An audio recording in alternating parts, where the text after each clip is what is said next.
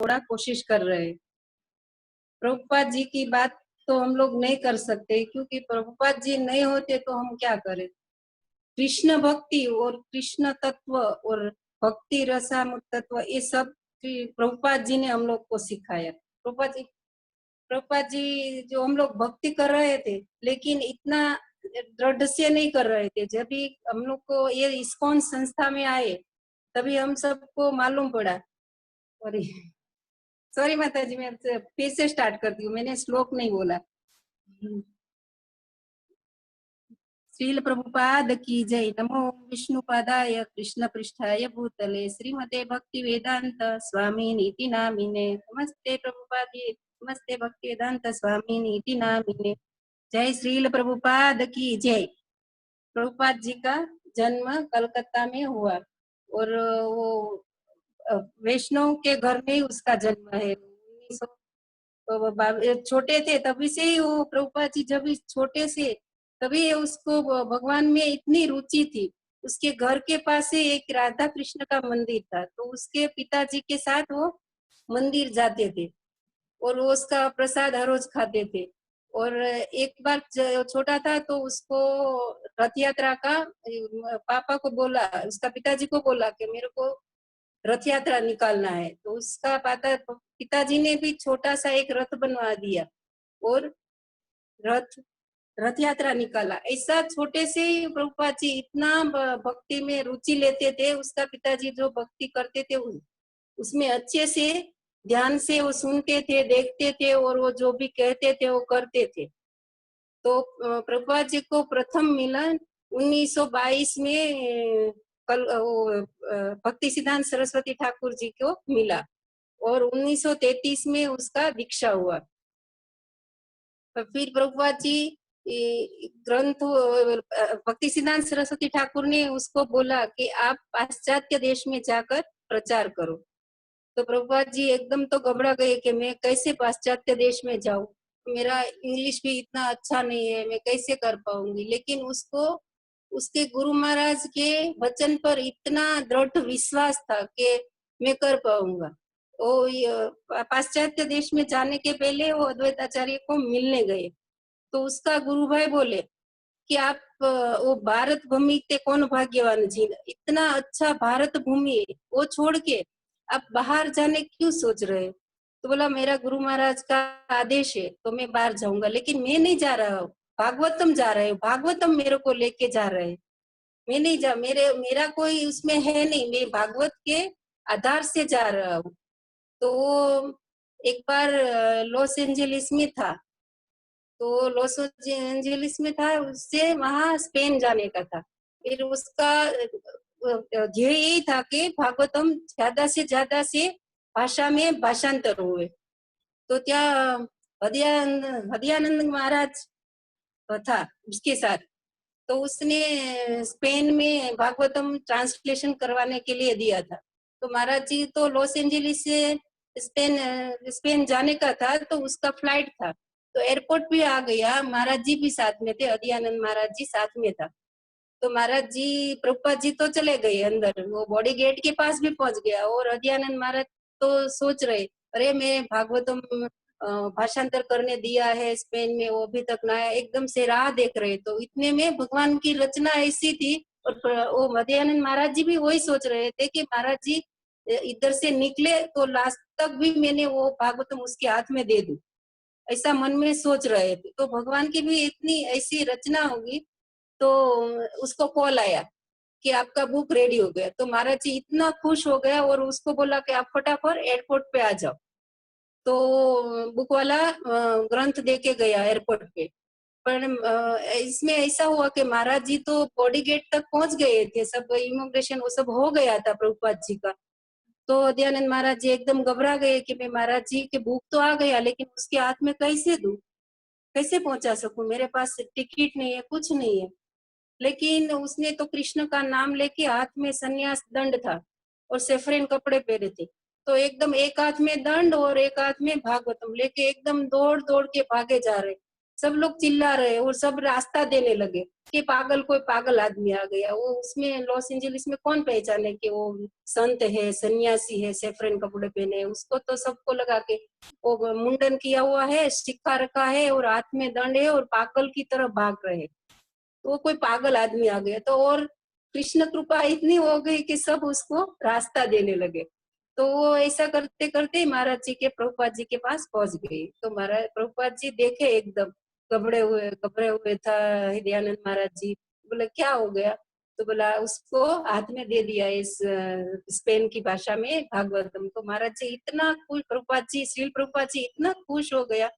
उसने हाथ में लिया भागवतम और भागवतम खोल के पन्ने पलटने लगे और दयानंद महाराज जी को बोलने लगे कि आप पढ़ो, ये पढ़ो, वो पढ़ो। तो महाराज जी पढ़ते वो ये देखने के लिए कि ये जो ट्रांसलेशन किया वो बराबर हुआ क्या। तो प्रभुपाद जी तो स्पेन भाषा इतना नहीं जानते थे, लेकिन दयानंद महाराज जी जानते थे। तो पढ़ते जा रहे थे और बता रहे थे कि ये ऐसा बता रहे, वो ऐसा बता रहे। तो उसी में प्लेन का टाइम जाने का, श्री प्रभुपाद जी का जाने का टाइम हो गया। तो उसने तो भागवतम ले लिया उसके साथ। और हृदयानंद महाराज जी सोच में पड़ गया कि एक आवृत्ति भी मेरे पास तो नहीं छोड़ा, सब प्रभुपाद जी लेके गए। ठीक है, जो कृष्ण की कृपा है वैसा। तो प्रभुपाद जी तो चले गए वो भागवतम लेके। प्रभुपाद जी इतने खुश था कि वो मेरा गुरु महाराज का जो वचन है कि आप भाषांतर करो, ज्यादा से ज्यादा से भाषा में भाषांतर करके भागवतम का और कृष्ण का प्रचार करो। तो वही हो रहा था, अलग अलग अनेक भाषाओं में ट्रांसलेशन होते जा रहे थे। पोर्टुगीज में भी भाषांतर किया था, वो भी प्रभुपाद जी ने देखा, वो भी पढ़ा, वो भी खुश हो गया। फिर प्रभुपाद जी का तो बस भागवतम में रुचि था और विदेश जाके उसने वही सहारा लिया कि मैं कुछ नहीं कर पाऊँ, मेरा गुरु का वचन और ये भागवतम वो सब मेरे को सब इधर लाए हैं, वो सब मेरे को सिखा रहे हैं। फिर प्रभुपाद जी प्रसाद बहुत अच्छे से बनाते। प्रभुपाद जी इतना अच्छा प्रसाद बनाते थे और छोटे समय, कम समय में जल्दी से ज्यादा बना सकते थे। एक बार भक्ति सिद्धांत सरस्वती ठाकुर का ये अपीयरेंस डे था। तो तमाल कृष्ण महाराज जी ने कि ऐसा भक्त को बोल दिया कि हम लोग को शाम को मनाएंगे और शाम को प्रसाद बनाएंगे। तो शाम को ही सब सिचुएशन हो गया कि बस शाम को ही बनाएंगे। तो प्रभुपाद जी ने पूछा 10 बजे कि क्या हो गया, प्रसाद का क्या है? प्रभुपाद जी, श्री भक्ति सिद्धांत सरस्वती ठाकुर का आविर्भाव दिवस है तो प्रसाद तो दोपहर को ही होगा ना, हम उपवास करेंगे तो सबको प्रसाद देने का। तो के हाँ, तमाल कृष्ण माता महाराज जी ने कुछ बोला नहीं, ऐसा बोला कि हाँ होगा। फिर वो बोला प्रभुपाद जी तो बोला कि दोपहर को बनाने का। फिर तमाल कृष्ण महाराज ने बोल दिया कि शाम को बनाने का है। फिर वो ठीक है कर लेंगे। फिर तमाल कृष्ण महाराज जी जो किचन में जाके बोलने को भूल गया कि अभी दोपहर को बनाने का हो गया है, टाइम चेंज कर दिया। फिर 11 बज गए। फिर से प्रभुपाद जी ने पूछा कि प्रसाद का क्या है। तो फिर तमाल कृष्ण महाराज ने बता दिया कि मैंने तो शाम को सब भक्त को किया था तो हम लोग शाम को मनाएंगे, शाम को सब प्रसाद वो सब बनाएंगे। तो अभी तो मैंने नहीं किया। तो प्रभुपाद जी गए किचन में और बनाने लगे। 1 घंटे में 150 मेंबर का प्रसाद बनाया, 150 भक्त का 1 घंटे में। फिर फुल प्रसाद। तो वो बात कर रहे थे तो एक भक्त भी था। तो वो बोले कि 1 घंटे में कैसे होता? श्री प्रभुपाद जी आप खिचड़ी की बात कर रहे हो? लेकिन नहीं नहीं, खिचड़ी की बात नहीं कर रहे, फुल प्रसाद, दाल चावल सब्जी रोटी सब 1 घंटे में सब समेट भी लिया, वो सब कर लिया ऐसा। तो फिर भी उसको विश्वास नहीं आ रहे थे, दूसरे भक्त को जो सुन रहे थे ना उसको। फिर प्रभुपाद जी बोले कि नहीं, मैं आप दूसरे को पूछ लेंगे, वो हो जाएगा। हो गया है, वो बना के दिखा भी दिया प्रभुपाद जी ने। और प्रभुपाद जी इतना प्रसाद में ये वो था। और इसका प्रभुपाद जी की प्रसाद सेवा में एक श्रुति रूपा माता जी था। और श्रुति रूपा माता जी प्रभुपाद जी का प्रसाद बनाते थे। फिर प्रभुपाद जी प्रसाद ले लेते थे। बाद में जो उसका उच्छिष्ट बचते थे ने वो सब ब्रह्मचारी को दे देते थे। तो हर रोज श्रुति रूपा माता जी देते थे। तो दरवाजा सब ब्रह्मचारी का दरवाजा खटखटा के देती थी। तो सब लोग अलग अलग मांगते थे, मेरे को ये चाहिए, मेरे को वो चाहिए, मेरे को ये नहीं चाहिए, मेरे को वो दो, ऐसा करते। तो श्रुति रूपा माता जी को प्रसाद बांटने में एक घंटा, आधा पौना घंटा चला जाता। प्रभुपाद जी को मन ही मन समझ गए कि प्रसाद का ये सब कुछ हो रहा है। और फिर श्रुति रूपा माता जी आते थे, फिर पूछते कि सब भक्त प्रसाद ले रहे, तो माता जी हाँ बोलती थी, प्रभुपाद जी को कुछ बताते नहीं। तो एक दिन प्रभुपाद जी ने बोला कि ये सब प्रसाद आप सब मिक्स कर दो। तो श्रुति रूपा माता जी भाई नहीं चाहती थी कि प्रसाद मिक्स करो, लेकिन गुरु महाराज का आदेश है तो क्या करे। तो प्रभुपाद जी ने बोला तो सब प्रसाद मिक्स कर दिया। फिर प्रसाद मिक्स करके फिर वापस सबको बांटने चले गई। तो सबको दे रही थी, किसी ने नहीं लिया, किसी ने एक भी प्रसाद नहीं लिया। प्रभुपाद जी को और वो आके खा लेती थी पूरा प्रसाद। 2 दिन 3 दिन चला गया, फिर प्रभुपाद जी ने पूछा कि आपने जो वो प्रसाद बांट रहे हो, उस प्रसाद ले रहे हैं? तो कि हाँ, सरस्वती रूपा माता जी बोले कि हाँ ले रहे, लेकिन प्रभुपाद जी को विश्वास नहीं था कि नहीं ले रहे ऐसा। फिर एक दिन प्रभुपाद जी ने देख लिया कि प्रसाद नहीं ले रहे, तो फिर प्रभुपाद जी बोले कि मेरे गुरु महाराज है भक्ति सिद्धांत सरस्वती ठाकुर जी, वो हमेशा प्रसाद मिक्स करके खाते थे। वो महाप्रसाद होता है, क्योंकि हम लोग भौतिकता के लिए प्रसाद नहीं लेना है, भगवान का प्रसाद है, वो प्रसाद खा के मेरे में भक्ति का संचार प्रदान था, इसीलिए प्रदान होते हैं, इसीलिए मेरे को प्रसाद लेना है, आध्यात्मिक जगत में मेरे को प्रवेश करना है भगवान का प्रसाद खाने के लिए। हम लोग को जीवा का वेग को प्रसन्न करने के लिए प्रसाद लेते हैं, ऐसा ऐसा हो गया। वो प्रभुपाद जी ऐसा समझाते थे कि प्रसाद को हम लोग वो चाहिए वो चाहिए, तो हम लोग कृष्ण कृपा नहीं चाहिए। कृष्ण कृपा चाहते हैं तो उसको तो बस महाप्रसाद हो गया कि जो भगवान का प्रसाद और उसका भक्त का प्रसाद, तो वो तो महाप्रसाद हो गया। तो वो प्रसाद पाकर हम लोग तो भक्ति में आगे बढ़ेंगे और भक्ति हमारे में प्रवेश करेंगे। तो ऐसा हम लोग को नहीं है, हम लोग को तो भौतिकता में अभी पड़े हैं, इसीलिए सब अलग अलग चीज मांग रहे हैं। नहीं तो हम लोग को ऐसा मन में है कि वो महाप्रसाद है, जो भी आए मिक्स आया वो तो और महाप्रसाद है, ऐसा समझ के प्रसाद ले लेना चाहिए। वो उदाहरण तौर पर हम लोग को ये दे रहे हैं। हम लोग में भी ऐसा होता है कि हम लोग को ये चाहिए, लेकिन वो प्रभुपाद जी हम लोग को सिखाते हैं कि हम लोग को ऐसा प्रसाद लेना चाहिए। वो जीवा का वेग नहीं वो करना है, पूरा करने का। जीवा है छोटी, लेकिन हमारा ये वेग से बहुत ही है। हम लोग को सब अलग अलग जीभ से ही सब काम कर सकते हैं। अच्छा भागवतम पढ़ने का वो सब जीभ से होता है, लेकिन हम लोग को सही तौर पे उसको लाए तो इतना हमारा जीवन चेंज कर देते हैं कि हम लोग भक्ति राज्य में प्रवेश करते हैं। और प्रभुपाद जी हम लोग को इतना अच्छे से सिखा रहे हैं कि हम लोग को क्या करना चाहिए, कैसे करना चाहिए। और प्रभुपाद जी और फिर एक बार यूएसए में था महाराज जी, और खिड़की में खड़े थे। खिड़की में खड़े थे तो उसको पंकज महाराज जी, वैश्विका प्रभु जी खड़े थे, उसके साथ भक्त था। तो खिड़की में खड़े तो एक माता जी आ रही थी। तो माता जी प्रचार करके आ रही थी, उसके हाथ में भगवत गीता और भागवतम ये सब थे, और पूरे पूरे बाल बिखर गए थे, पसीने से लथपथ थी। तो वैश्विका प्रभु जी को बोले कि वो माता जी बुक डिस्ट्रीब्यूशन करके आ रही होगी। तो हाँ एकदम थके हुए लग रही है।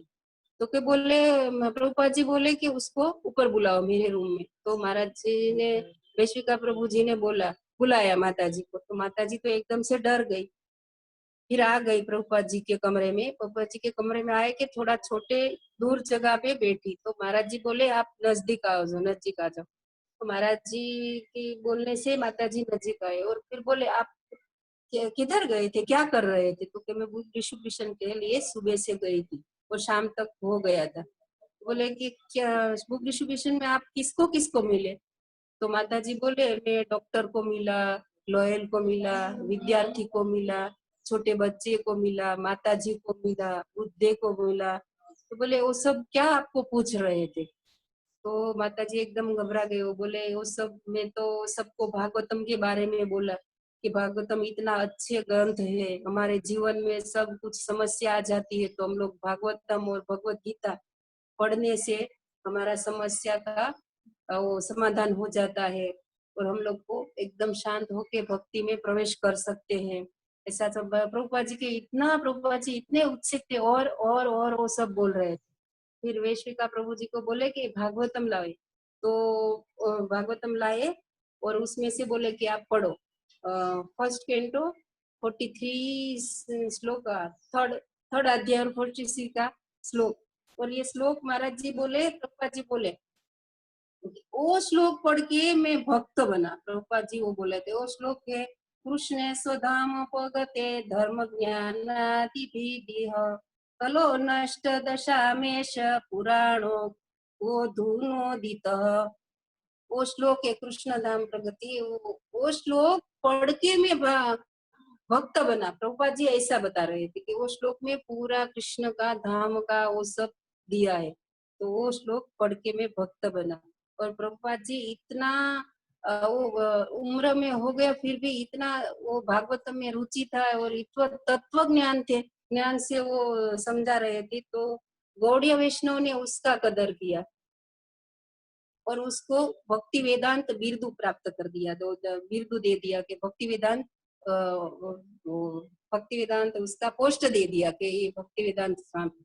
इसलिए हम इसी भक्ति वेदांत स्वामी श्रील प्रभुपाद जी बोलते हैं। गौड़ीय वैष्णव में भी हमारे श्रील प्रभुपाद जी बहुत ही महान आगे आगे है, उसको गौड़ीय वैष्णव उसका कदर करते हैं कि वो कैसे है। और श्रील प्रभुपाद जी हम लोग को क्या नहीं सिखाए, सब कुछ सिखा दिया। आज हम लोग कोविड में सब लोग ग्रस्त है, लेकिन भक्त लोग इतना खुश है, घर में बैठे बैठे भी सब कुछ मिल रहा है, भक्त का संग मिल रहा है, वो यूट्यूब से हम लोग को दर्शन मिल रहे हैं। हम लोग इतना ये है कि हम लोग मंदिर नहीं जा पा रहे, साक्षात भगवान की सेवा नहीं कर रहे, वो सब है, लेकिन हम लोग को ये यूट्यूब से माध्यम से हम लोग को सब कुछ मिल रहा है, सत्संग मिल रहा है।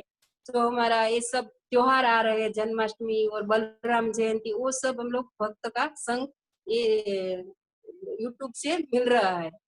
तो हम लोग के बाकी सब भौतिक लोग बोलते हैं कि हम लोग का टाइम नहीं जाते हैं, लेकिन भक्त का टाइम कम पड़ता है, क्योंकि हम लोग को प्रभुपाद जी ने इतनी कृपा किया है कि सब भक्त मिलके अभी ये ऐसी हालत में भी हम लोग साथ में संग करते हैं।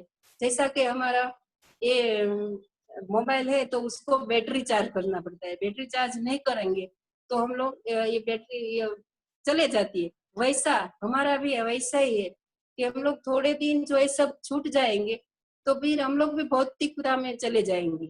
लेकिन इतनी हमारे पर भगवान की और गुरु महाराज के और सब वैष्णवों की इतनी कृपा है कि हम लोग घर पे बैठे बैठे भी ये सब मिल रहे हैं।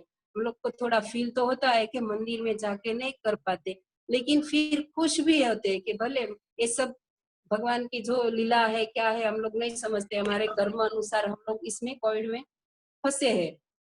लेकिन ये समय हमारा ऐसा चला जा रहा है कि हम लोग को भक्त के संग में सब अच्छे से कार्य कर रहे हैं, घर में बैठे बैठे खुशी भी है ना खुशी भी दोनों साथ में है, लेकिन बस हम लोग को वैष्णव का संग मिल रहा है। और प्रभुपाद जी की इतनी कृपा हमारे सब पे है कि प्रभुपाद जी नहीं होते तो हम लोग एक गौड़ीय वैष्णव को नहीं समझते थे, चैतन्य महाप्रभु जी की नहीं वो उनकी लीला और चैतन्य महाप्रभु कौन है वो भी हम लोग नहीं जान पाते थे।